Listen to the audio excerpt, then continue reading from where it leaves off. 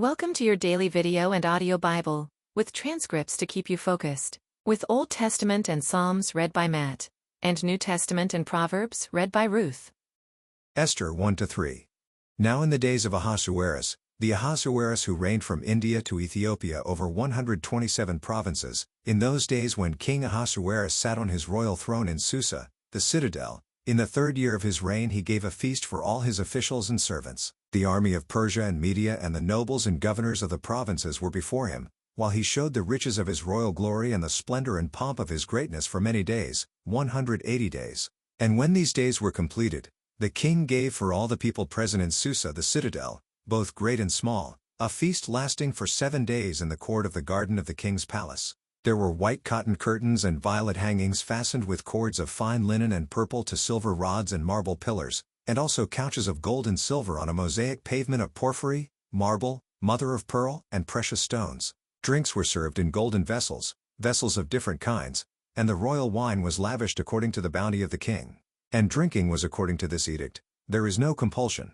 For the king had given orders to all the staff of his palace to do as each man desired. Queen Vashti also gave a feast for the women in the palace that belonged to King Ahasuerus. On the 7th day, when the heart of the king was merry with wine, he commanded Mehuman, Biztha, Harbona, Bigtha, and Abagtha, Zedar and Carcas, the 7 eunuchs who served in the presence of King Ahasuerus, to bring Queen Vashti before the king with her royal crown, in order to show the peoples and the princes her beauty, for she was lovely to look at. But Queen Vashti refused to come at the king's command delivered by the eunuchs. At this the king became enraged, and his anger burned within him. Then the king said to the wise men who knew the times, for this was the king's procedure toward all who were versed in law and judgment, the men next to him being Karshena, Shethar, Admatha, Tarshish, Maris, Marsena, and Mamukan, the 7 princes of Persia and Media, who saw the king's face, and sat first in the kingdom, according to the law, what is to be done to Queen Vashti, because she has not performed the command of King Ahasuerus delivered by the eunuchs. Then Mamukan said in the presence of the king and the officials, not only against the king has Queen Vashti done wrong, but also against all the officials and all the peoples who are in all the provinces of King Ahasuerus. For the queen's behavior will be made known to all women, causing them to look at their husbands with contempt, since they will say, King Ahasuerus commanded Queen Vashti to be brought before him, and she did not come. This very day the noble women of Persia and Media who have heard of the queen's behavior will say the same to all the king's officials, and there will be contempt and wrath in plenty. If it please the king, let a royal order go out from him, and let it be written among the laws of the Persians and the Medes so that it may not be repealed, that Vashti is never again to come before King Ahasuerus. And let the king give her royal position to another who is better than she. So when the decree made by the king is proclaimed throughout all his kingdom, for it is vast, all women will give honor to their husbands, high and low alike. This advice pleased the king and the princes, and the king did as Mamukan proposed. He sent letters to all the royal provinces, to every province in its own script and to every people in its own language, that every man be master in his own household and speak according to the language of his people. After these things, when the anger of King Ahasuerus had abated, he remembered Vashti and what she had done and what had been decreed against her. Then the king's young men who attended him said, let beautiful young virgins be sought out for the king. And let the king appoint officers in all the provinces of his kingdom to gather all the beautiful young virgins to the harem in Susa the citadel, under custody of Hegai, the king's eunuch, who is in charge of the women. Let their cosmetics be given them, and let the young woman who pleases the king be queen instead of Vashti. This pleased the king, and he did so. Now there was a Jew in Susa the citadel whose name was Mordecai, the son of Yair, son of Shimei, son of Kish, a Benjaminite, who had been carried away from Jerusalem among the captives carried away with Jeconiah king of Judah, whom Nebuchadnezzar king of Babylon had carried away. He was bringing up Hadassah, that is Esther, the daughter of his uncle, for she had neither father nor mother. The young woman had a beautiful figure and was lovely to look at, and when her father and her mother died, Mordecai took her as his own daughter. So when the king's order and his edict were proclaimed, and when many young women were gathered in Susa the citadel in custody of Hegai, Esther also was taken into the king's palace and put in custody of Hegai, who had charge of the women. And the young woman pleased him and won his favor. And he quickly provided her with her cosmetics and her portion of food, and with 7 chosen young women from the king's palace, and advanced her and her young women to the best place in the harem. Esther had not made known her people or kindred, for Mordecai had commanded her not to make it known. And every day Mordecai walked in front of the court of the harem to learn how Esther was and what was happening to her. Now when the turn came for each young woman to go in to King Ahasuerus, after being 12 months under the regulations for the women, since this was the regular period of their beautifying, 6 months with oil of myrrh and 6 months with spices and ointments for women, when the young woman went in to the king in this way, she was given whatever she desired to take with her from the harem to the king's palace. In the evening she would go in, and in the morning she would return to the second harem in custody of Shashgaz, the king's eunuch, who was in charge of the concubines. She would not go in to the king again, unless the king delighted in her and she was summoned by name.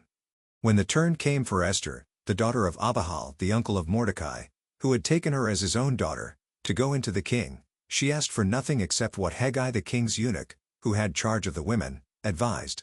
Now Esther was winning favor in the eyes of all who saw her.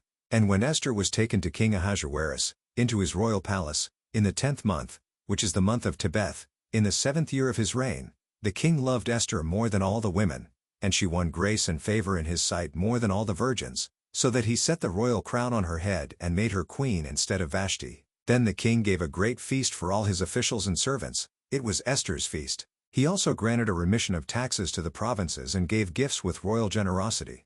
Now when the virgins were gathered together the second time, Mordecai was sitting at the king's gate.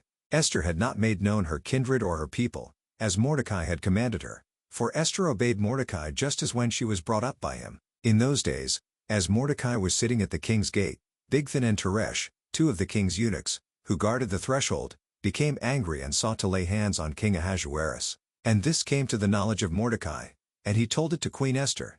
And Esther told the king in the name of Mordecai. When the affair was investigated and found to be so, the men were both hanged on the gallows, and it was recorded in the book of the Chronicles in the presence of the king. After these things, King Ahasuerus promoted Haman the Agagite, the son of Hammedatha, and advanced him and set his throne above all the officials who were with him. And all the king's servants who were at the king's gate bowed down and paid homage to Haman, for the king had so commanded concerning him. But Mordecai did not bow down or pay homage. Then the king's servants who were at the king's gate said to Mordecai, "Why do you transgress the king's command?" And when they spoke to him day after day and he would not listen to them, they told Haman, in order to see whether Mordecai's words would stand, for he had told them that he was a Jew. And when Haman saw that Mordecai did not bow down or pay homage to him, Haman was filled with fury. But he disdained to lay hands on Mordecai alone. So, as they had made known to him the people of Mordecai, Haman sought to destroy all the Jews, the people of Mordecai, throughout the whole kingdom of Ahasuerus. In the 1st month, which is the month of Nisan, in the 12th year of King Ahasuerus, they cast pure, that is, they cast lots, before Haman day after day, and they cast it month after month till the 12th month, which is the month of Adar. Then Haman said to King Ahasuerus, "There is a certain people scattered abroad and dispersed among the peoples in all the provinces of your kingdom. Their laws are different from those of every other people, and they do not keep the king's laws, so that it is not to the king's profit to tolerate them. If it please the king, let it be decreed that they be destroyed, and I will pay 10,000 talents of silver into the hands of those who have charge of the king's business, that they may put it into the king's treasuries." So the king took his signet ring from his hand and gave it to Haman the Agagite, the son of Hammedatha, the enemy of the Jews. And the king said to Haman, "The money is given to you, the people also, to do with them as it seems good to you."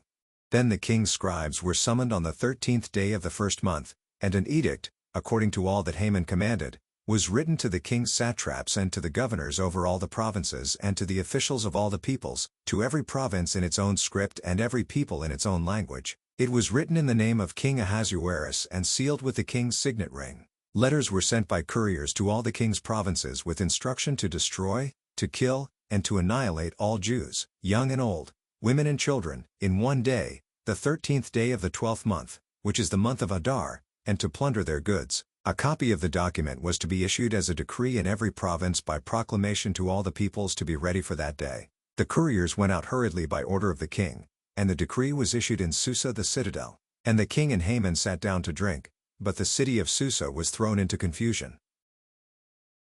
1 Corinthians 11:17-34.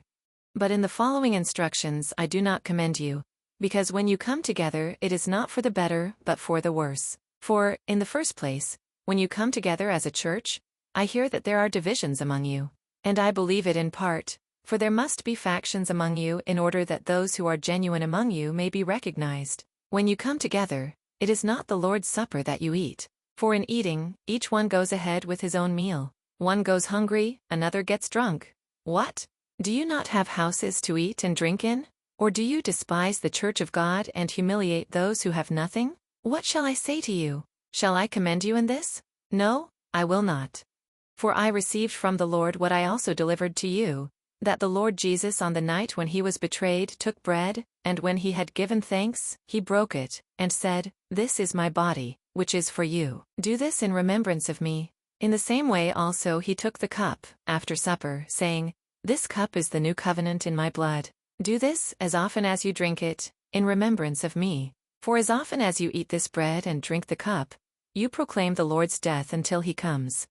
Whoever therefore eats the bread or drinks the cup of the Lord in an unworthy manner will be guilty concerning the body and blood of the Lord. Let a person examine himself then, and so eat of the bread and drink of the cup. For anyone who eats and drinks without discerning the body, eats and drinks judgment on himself. That is why many of you are weak and ill, and some have died. But if we judged ourselves truly, we would not be judged. But when we are judged by the Lord, we are disciplined so that we may not be condemned along with the world. So then, my brothers, when you come together to eat, wait for one another. If anyone is hungry, let him eat at home, so that when you come together it will not be for judgment. About the other things I will give directions when I come. Psalm 35:17-28. How long, O Lord, will you look on? Rescue me from their destruction, my precious life from the lions. I will thank you in the great congregation, in the mighty throng I will praise you. Let not those rejoice over me who are wrongfully my foes, and let not those wink the eye who hate me without cause. For they do not speak peace, but against those who are quiet in the land they devise words of deceit. They open wide their mouths against me. They say, Aha, aha, our eyes have seen it. You have seen, O Lord, be not silent. O Lord, be not far from me. Awake and rouse yourself for my vindication, for my cause, my God and my Lord. Vindicate me, O Lord, my God, according to your righteousness, and let them not rejoice over me. Let them not say in their hearts, Aha, our heart's desire. Let them not say, We have swallowed him up. Let them be put to shame and disappointed altogether who rejoice at my calamity. Let them be clothed with shame and dishonor who magnify themselves against me. Let those who delight in my righteousness shout for joy and be glad and say evermore, Great is the Lord, who delights in the welfare of his servant. Then my tongue shall tell of your righteousness and of your praise all the day long. Proverbs 21:19-20. It is better to live in a desert land than with a quarrelsome and fretful woman. Precious treasure and oil are in a wise man's dwelling, but a foolish man devours it. Thank you for joining with us. To be part of the community, please check the link in the description below or check Daily Hope for Revival on Facebook.